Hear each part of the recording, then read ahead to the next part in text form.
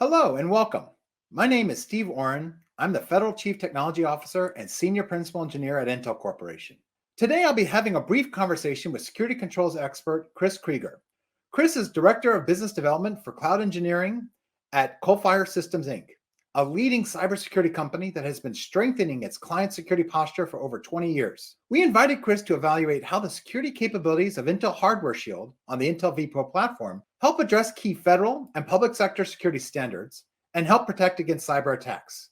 We will highlight some of the findings in the white paper for you now. Welcome, Chris. Thanks, Steve. Appreciate you inviting me. So, Chris, can you give us an overview of the key standards in scope and what they provide federal agency and public sector customers? Sure. Federal agency and public sector PC endpoints typically must adhere to specific defense in-depth standards to enhance their security posture.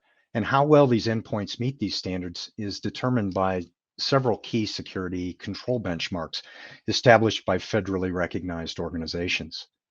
These organizations include the National Institute of Standards and Technology, NIST, Trust Computing Group, TCG, Federal Information Processing Standards, FIPS, Government-Wide Strategic Solutions, GSS, and the MITRE Corporation, which we just term MITRE.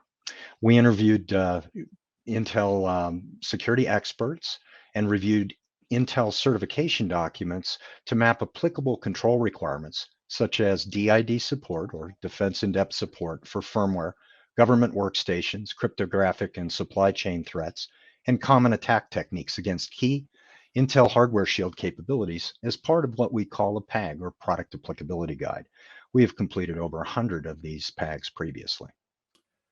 Recently, President Biden issued an executive order to improve America's cybersecurity infrastructure, which comes on the heels of increasing cyber attacks by nation states. Agencies are now required to procure systems that deliver a minimal level of adherence to many of these standards.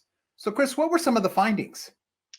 If we consider below the OS, here NIST and TCG define over 50 requirements to ensure firmware is protected and able to detect and recover from attacks, that it can provide for secure update in the field, and that it can attest via measurement that it is secure. Here, the Intel vPro platform achieved 100% coverage of applicable controls. Well, that's great. What were some of the findings when we consider the app and OS layer security, where a lot of ecosystem endpoint security software provides solutions? For that, we leveraged the MITRE ATT&CK framework, which is the industry gold standard, to show where and how security solutions apply to common attack vectors.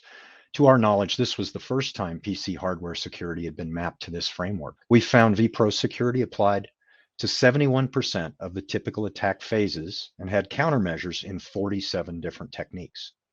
Steve, can you give some insights into types of vPro capabilities that provide countermeasures in regard to app and OS layer security?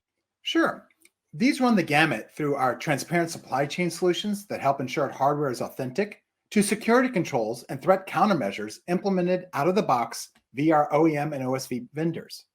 Features like TXT, or Trusted Execution Technology, provide platform-level secure boot and authenticated root of trust. And in the application layer, features like Intel CET, or Control Flow Enforcement Technology, help shut down entire classes of attacks used by malware and APTs. Another interesting capability is Intel Threat Detection Technology, which delivers targeted attack detection for ransomware and other advanced malware threats. Well, that's a quick flyby, but we recommend you read the Coalfire white paper and schedule time with your Intel account rep for more details. Also, stay tuned for a more in-depth Intel Federal podcast on the subject with Chris. Thank you.